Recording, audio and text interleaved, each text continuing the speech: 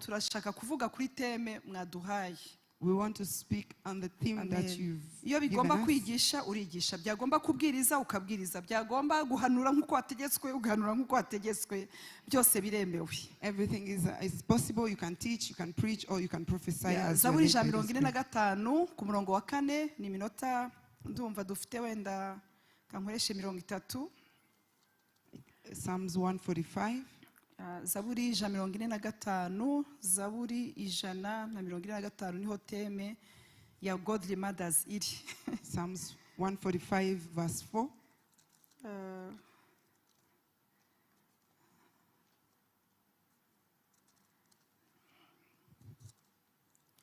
Haravuga ngo ku murongo wa 4, abigihe bazashimira ab'ikindi gihe imirimo yawe. Abigihe bazashimira ab'ikindi gihe imirimo yawe, bababwire iby'imbaraga wakoze. Amen. Yes, ashimwe. Praise God. Nabizi neza ko nicanye n'abadamu bakijijwe, debera mugenzi mu bruti kameme ufite umwuka wera. I know that you are seated with people who are born again and have the Holy Spirit. Yes, ashimwe cyane. Amen. Haleluya. Ngiye kugusaba ikintu kimwe, nubwo wakwitwa godly, ntuzemere gusaza mu mutwe. Even if you are a godly mother, don't get Shaki old uri in buryo your ni mind. bumoso muguti kirazira gusaza mu mutwe. It is not accepted to be old in Kirazira your mindset. kugenda wibagiwe iminsi. You should not forget the days you are in. Kirazira kwambara iby'imbere bikajya inyuma. You should not wear things upside down. Kirazira kwirirwa uri idle. You should not spend the day idle. Apana kwirirwa gusa utibuka ko ari kwa mbere ari kwa kane itariki zigeze aha, ibyo bintu turabyanze. We don't accept that you can forget Nyamara the I'm days. serious, bya mugenzi ngo ntabwo wahawe umwuka wo gucanganyikirwa. You were not given the spirit of confusion. Yes, ashimwe cyane. Ndasuhuza n'abari online. Hallelujah. I greet those who are Ibintu following byo online. gucanganyikirwa si ibyacu. The spirit of confusion is not our Ariko portion. mbarebye ndabona muri top. But as I look at you, I Hallelujah. can see you on Aba top. godly mothers tubakomera amashyi ukuri abandi bashobora kuba baje kubana Let's nabo. clap for the godly mothers. Hallelujah. Sigaye ntabatandukanya na Girls Impact kuko ubwiza mufite burarenze. You are so beautiful. Ukuri murarenze. Ntabwo ndi kubaflatteringa. Mbabarira uze kuzazane miroir. Ubutaha uzazane mira wirebe. Next time look at yourself in the mirror. Turashimira Imana rero. We thank the Lord so Ko much turakorera Imana that we are serving God turiho when we are alive. Bibiliya avuga ngo abigihe bazamenyesha, bazashima, bazabwira ab'ikindi gihe.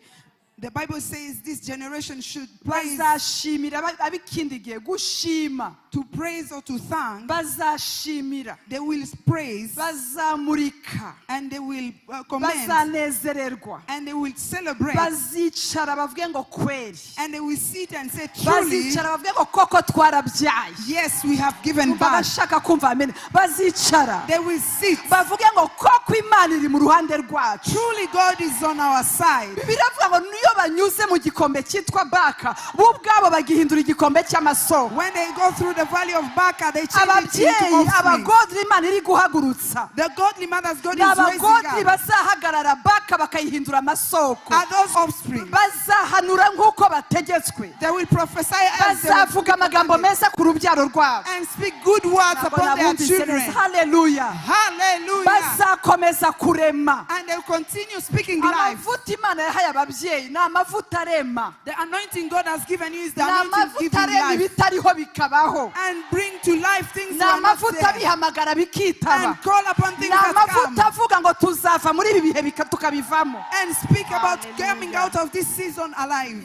Amina. Amen. Bose murambabarira nuko mvuga. Yesu ashimwe cyane. Hallelujah. Ni amavuta. It is an anointing Hallelujah. Ni amavuta areba ava muri none akareba muri ejo. that comes from the present and sees the future. Bene data Bibiliya avuga mu Baheburayo ngo abagore bagendaga bafite abana bapfuye bagataha ari bazima. In Hebrews it says women could bring dead Gupfa si ukujya babies rusororo, and ni go back ukureba with abawe babies bari alive. gupfa, ni ukureba abana bawe bari gupfa ukavuga ngo not in my tent. It is seeing your children dying and you say not in my tent. Ndashaka uvuge ngo abibihe bazabwira ab'ibindi bihe. Say one generation shall Ni comment kuvuga to the ngo other urubyaro generation. rwawe ruzabwira urundi rubyaro ruzabyara. It means your generation shall take to another Bazavuga ngo generation. nyogokuruza We say, my great twarabonye grandmother. timoteyo We have seen erega Timothy. amasaha yagiye tubivuga gutya Amina. twarabonye timoteyo You have seen Timothy. aravuga ati maze kubona I have seen. je viens de persuader maze kureba muri wowe I've perceived in you. nsanga kwizera kwari muri nyogokuru wawe And the faith that was in your grandmother ariko kwari muri mama wawe is the same that was in your nkubonye mother. muri wowe I can see it in you. haleluya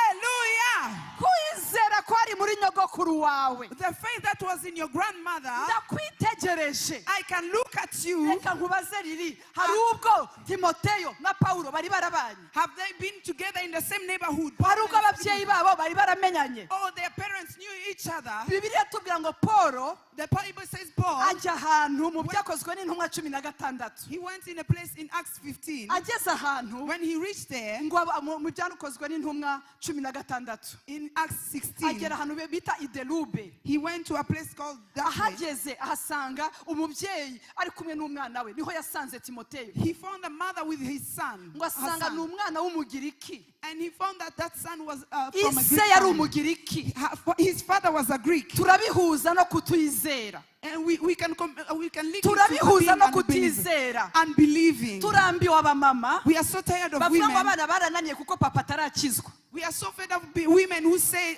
our children are not mama wa getting saved. timoteyo yari afite umugabo w'umugiriki But the Timothy had a father who was a Greek. ariko bibiri iravuga ngo But the Bible paul says abonye timoteyo when Paul saw asanga Timothy, ntabwo yakebwe kuko abagiriki ntibabyemeraga found that he was uncircumcised because the Greek did Ariko not believe. murebye. But when he looked at him, asanga kwizera he found a faith kwari muri nyirakuru that was in his grandmother. ariko kwari muri nyina He's still in his akubona father. muri timoteyo And he is in godly Timothy. mothers Godly Ariko mothers. ndashaka kumva haleluya Say hallelujah.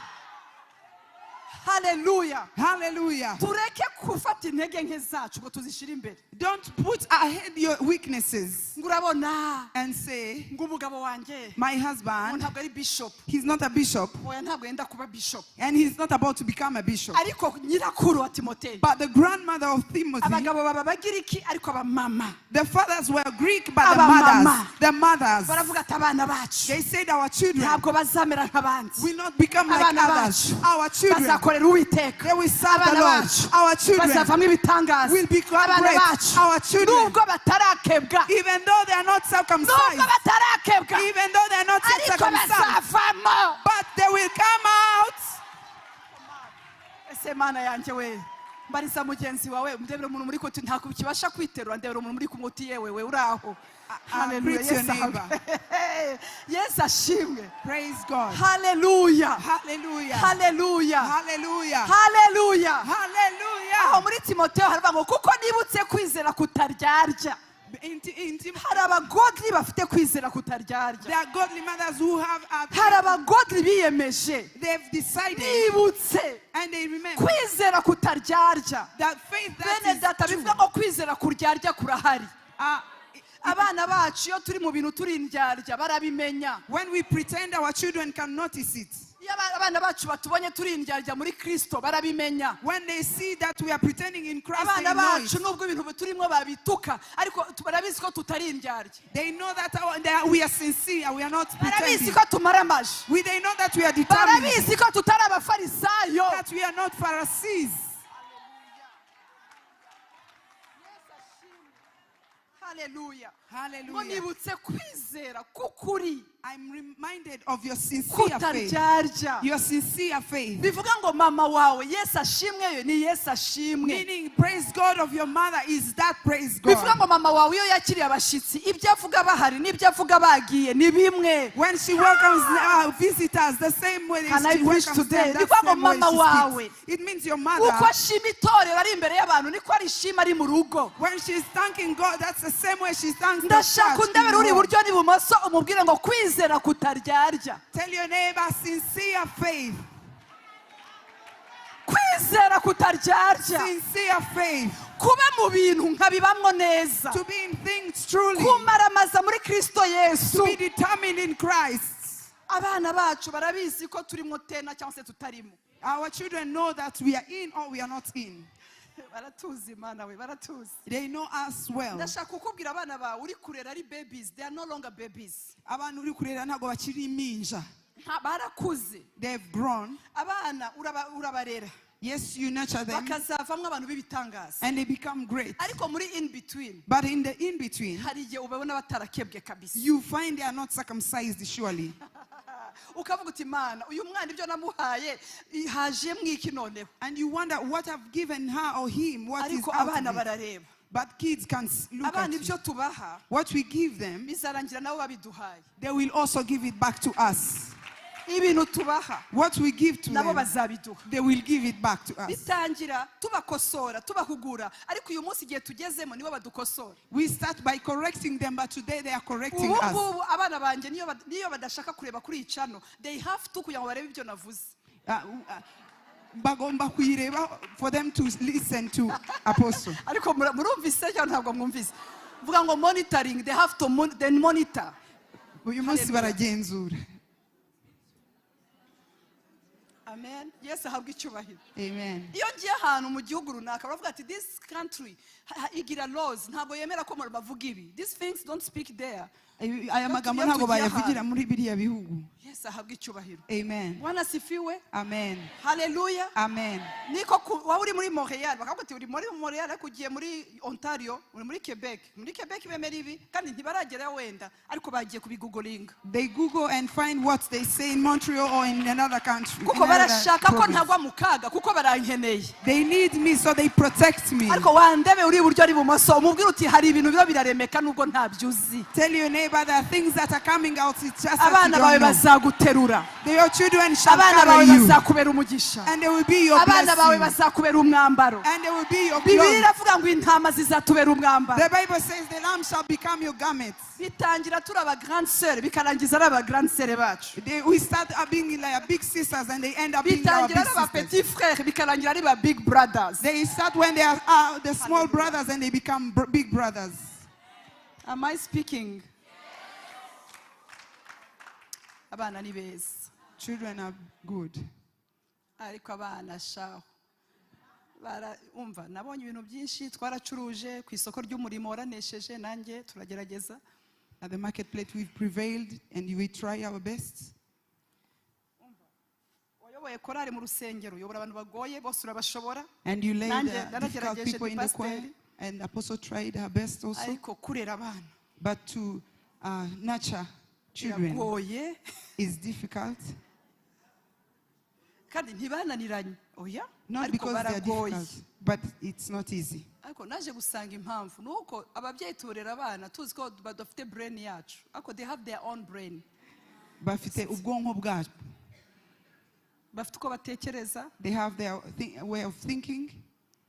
Icyambere First of all, iyo utangiye kujyana nawe ku rusengero ari muto, when you go to church when they are still young with them, iyo atangiye gukura ashaka guhinyuza aho usengera atanga ibyo aho usengera akunda na pastor cyane ahubwo avuga ati cyama kava aha nkaguma. Sinzi ko bamwabyumvise and they start challenging you and mama avuye aha nahaba. and they wish you could move or shift from a church, from their Ariko kuko church. mama hari But because you're in that church, reka nje ahandi. they choose to go to another church. Atakurwanya. Not because they're against you, Kuko adashaka umuntu ushaka kujya hejuru ye. just because they don't want someone superior. None iyo aba teenagers ntibakunda za envelope muzana tuyu yitwa gutya n'uyu yitwa uku ibyo bintu. They don't want to be Hallelujah. mentioned and given envelopes. Urumva ni umwana w'umusore uri gukura atangiye kwibonera umukobwa mwiza hariya utangiye kuvuga ngo uyu muhungu rero ngo ukuntu yakuze ngo yarwaye asima akiri mutoya. Ibyo bintu ntabyo bashaka kumva rwose. They don't want to hear you giving their testimonies. Urabona ngo kandi uyu mukobwa And this lady, ngo yari stubborn kera. they don't want to hear such So testimonies. agashakisha ahandi hantu ajya gusengera And they go and look for other churches kugira ngo mutazasengera ahantu hamwe. for them not to pray at the Iyo same atangiye place. gukura sasa When they grow, ashaka kuba huba, they want to be where you are ashaka now. kukuba hafi, And they want to be near ashaka you kuguproteje, and want to protect you. ashaka guteranira ahure atanabyumva ariko yumve kumerewe neza. They want to fellowship from where you fellowship from, not because they understand it, but just because they want you to feel good. Ahari ashaka kumva ko wagubwa neza. And they want you to feel good. So it's a matter of time. Ni igihe. Abana banyu muzabona You shall see your ibintu children. mukora bazaba nk'uko turi. They will become what ariko we are, bazarenga ibyo turi byo. but they will go beyond what aho we are. ikibazo dufite turiho turabaha iki ku buryo bazaba icyo turi. But the issue is, what do we give them for them to go beyond what we have? turiho turabaha iki. What are we giving them? twe kuha abana ubwoba bwacu. Don't give them your fear. twe kubaha ibintu abantu batadukemuriye dushaka ko babikemura. Don't give them things that we unresolved things. Hallelujah. Uburyo umuhungu yakudisappointinze wishaka kuba rewarded mu muhungu wawe. Ukuntu wakwehemukiwe n'umuntu. Because you are disappointed by someone. Donc igikomere wagize mu mugabo. The offense you got from your husband. Wishaka gusanwa n'umuhungu wawe kuko afite umukobwa azashaka azajya gusana. Don't desire to be restored by your son because he's going to marry another woman. Ndebera iruhande rw'iburyo n'ibumoso urebe two bimeze. Look at your neighbors and see how it is. Umwana w'umusore w'imyaka 35. A young man of 35 ufite PhD masters ebyiri. who has 2 masters and a PhD. Ugatumushira kuri Zoom yo kwa kane buri saa moya. And you put him on Zoom on Thursday. Ngo ari Zoom iba kwa kane ngo paka duhureho. And you want to meet him. After 35 ans. He's 35. Agomba kujya muri restaurant muri date. He has to go for a date. Uramukura muri Zoom ya family kugira ngo ukomeze control gusa hano. Ari control. And you're inviting him to a family Zoom just for you to control him. Yes, ashimwe cyane. Praise God. Ndebera iburyo n'ibumoso we. Look at your neighbor.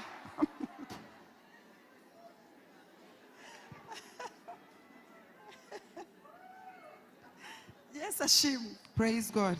Hallelujah. Amen. So dukeneye We need kubaha ibintu bizatuma ibyo bazadusubiza dusanga ari ibintu bizima. to give them things that we will find after that receiving it. Nitubateramo imbuto yo kubaha bazatwubaha. If we plant the seed of obedience, they shall obey. Nitubateramo imbuto yo gukunda Imana bazakunda Imana. Ibibyo ntimo bidoutinge na gato. Don't doubt it, because if you plant love in Mariya God, noshize amanga kubabwira ko abana bacu bakunda Imana. I am boldly telling you that our children love God. Ese abamama bakomeye Imana mashi. Abana bacu bakunda Imana. Our children truly love God. Abana bacu bakunda Imana. They truly love God.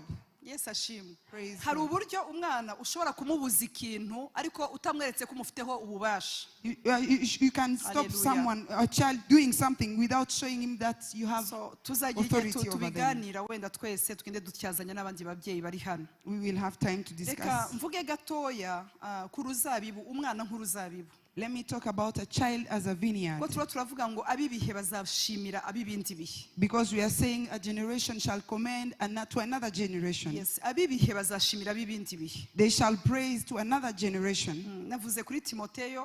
I spoke about Timothy. Ariko reka tuvuge ku bami ba mbere 21 tuvuge ku ruzabibu rwa Naboti. Let's go to 1 Kings 22. Ni inkuru muri bubone mu bami ba mbere ndavuga kujya mu mutahe niyo mpamvu mubona ntari kugenda nsoma ngaruka kugira ngo mutahe mu minota mfite mike cyane. In the few minutes I have left, ni mike cyane. very few. Abami ba mbere 21. 1 Kings 21. Hari umugabo witwaga Naboti w'Yezereli. There was a man called Naboth in Uyu Jerusalem. mugabo yari afite uruzabibu. He had a vineyard. Afite uruzabibu i Yezereli hafi y'aho kwa Ahabu mbega yari afite uruzabibu komeza. Ahabu abwira Naboti ati mpa uruzabibu rwawe. Babyeyi, Satani ikintu akora. What Satan does, arashaka uruzabibu rwacu. he wants our vineyard.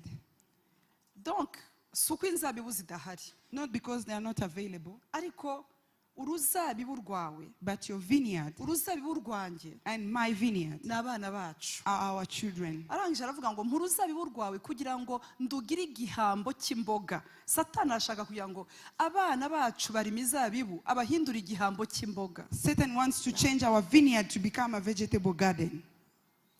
Donc kugira ngo atubabaze, to hurt us. Ibyo Ahabu yakoraga ntabwo byari kubabaza uruzabibu, byari kubabaza Naboti. What Ahab was after was not to hurt the vineyard but to hurt Naboth. Rwari uruzabibu rwa Naboti. It was Naboth's vineyard. Ndebera uwo muntu mubwira uti yewe we abana bawe n'uruzabibu rwawe. Tell your neighbor your children are your vineyard.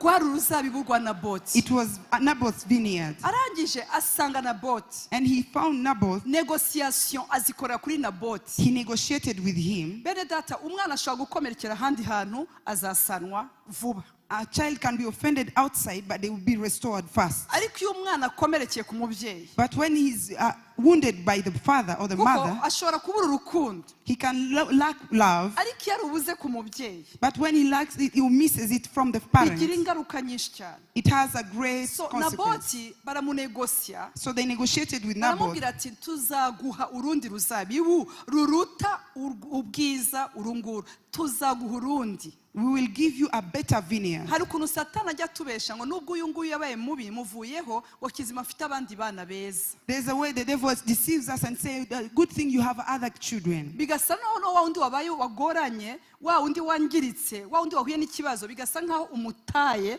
niba mfite abandi. It's okay. Satani ni umuspecialiste, afite specialite mu kuvuga ngo it's okay. Ubwo ufite ibi, ubwo runaka, at least ufite abana bane, uyu yarize, uyu waramushingiye, oya, n'uyu ntabwo agomba gutakara. Even this one should not be Nibande lost. turi kumwe. Amen. Amen. Ndebera mugenze ngo muri iri joro turafunga ibikwembe, nta n'umwe ugomba gutakara. Tonight we shall tie our. Ariko Naboti, But Naboth, aravuga ati uyu muntu, he said, no. iri jisho ryagiye rikareba ruzabibu rwanjye, This eye that has seen my vineyard, ntirujya ahandi, and it didn't go elsewhere, rugashaka imbuto narazwe na data, desired a seed from my father. iri gakondo yanjye. This is my property. Aramubwira ati biragatsindwa n'Uwiteka kuguha gakondo y'abasogokuruza banjye, my inheritance. The Lord forbid that I should give for my you. inheritance. Please speak what I'm saying. Yeah, just say mura wibyanjye tubikora hano ntabwo ari gihe bitasobanura. Sinzi hano baravuga gute. The Lord forbid that I should give you the inheritance. It means biravuga inheritance. Yes, niyo ngiyo. Yes. The Lord forbid that I should give you the inheritance of my ancestors. Our children are Abana our bacu inheritance. N'umurage wanje. Kuko Bibiliya ivuga ngo abana ni umurage.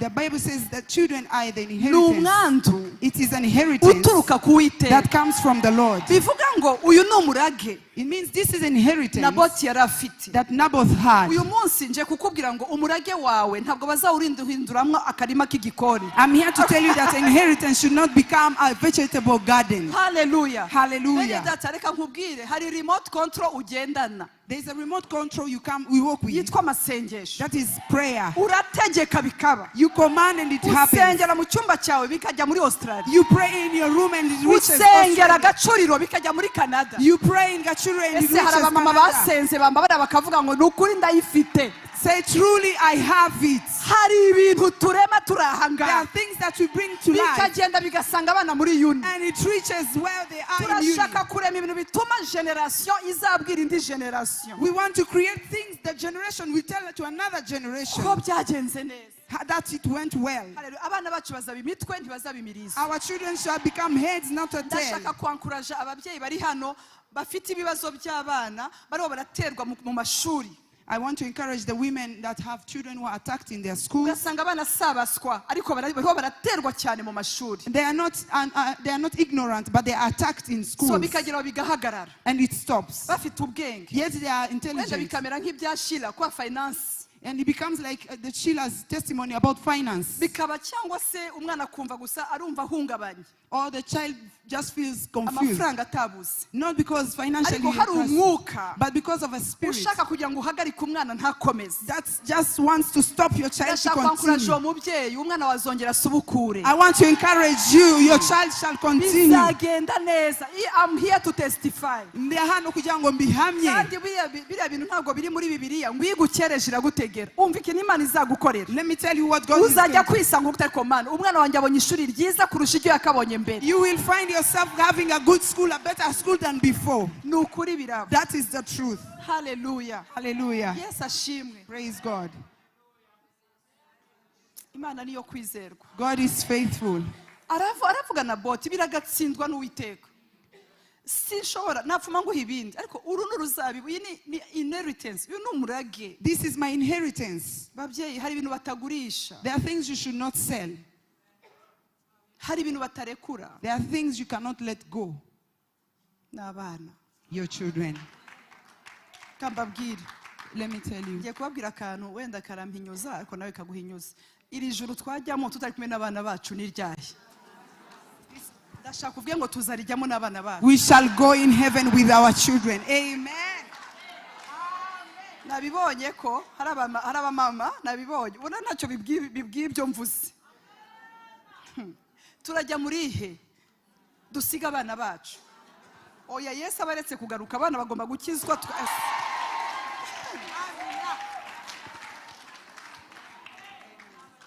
Ako murabona umubyeyi yabyaye 5 pe ngo impanda ikavuga akagenda pe. Ndashaka kuvuga ngo not in my tent. Auntie Sophie tuzajyana abana bacu. Impanda izavuga nabo ako mwabo. Hallelujah. Ya mbuto wateye Shira yavuze, the seed that you planted, mushobora gusanga uzasanga igiye agiye ku ishuri akirijwe ku ishuri. You may find they get saved in school. Ujye kubona gutyo ubone akirijwe mu giterane. Or get saved in a crusade. Ujye kubona ubone agize deception umuhungu yamwanze akirizwemo. Or after a deception and they get saved. Muntabare ndi online. Haleluya muntabare. Yesu ahabwe icyubahiro. Yesu ashimwe cyane. Ujye kubona and you find ubone hari akantu gusa kabaye kugira ngo Imana imwigarurire. Something happens for God to draw him or her. Ikindi niba ari muri drugs. And if they're in drugs, vuga ngo Mana biriya. Say, God, these things, I know that you will deliver her. But even before that, even if when they take it, look at it as fermented milk. Make it useless in them in Jesus' name. And one let him just hate it. Pray for them instead of judging them. And if you meet them, they have failed to come out of that addiction. They need the anointing upon your life and you are judging them. Stop cursing your children. Our children should not stay there. And those who are in the house of God shall not be stolen because they are being stolen. They are being stolen. In the movement of deception. True.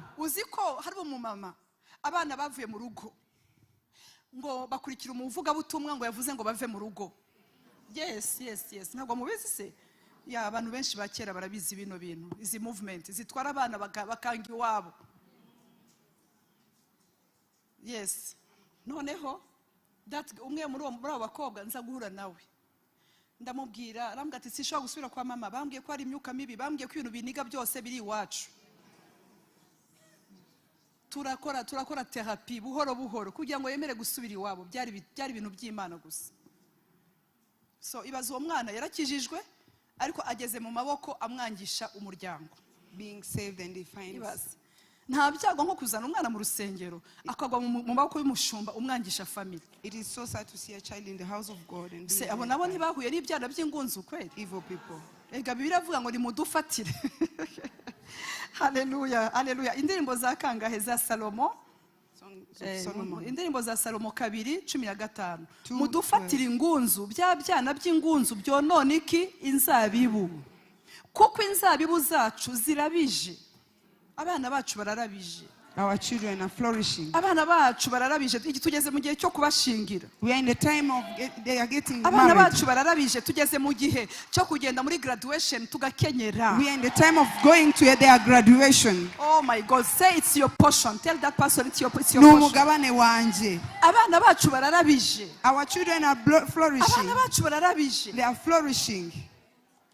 Ariko haravuga ngo mudufatire ingunzu bya byana by'ingunzu byonone inzabibu. Turanze ingunzu ziza kutwononera abana no mu rusengero. Catch for the foxes, the little foxes that ruin the vineyards. Hallelujah. Amen. Ugasanga umwana waramwigishije akwitanye n'umuntu muri korale akwicira umwana. Why? You've taught your child and they find someone in the choir, evil person, and they are destroyed. Oh yeah. Hallelujah. Mubidufatire. Catch them. Abagodri bahari gufata ibyana by'ingunzu. The godly that are here, catch the little foxes. Abagodri ntitugomba gusinzira. We should not sleep.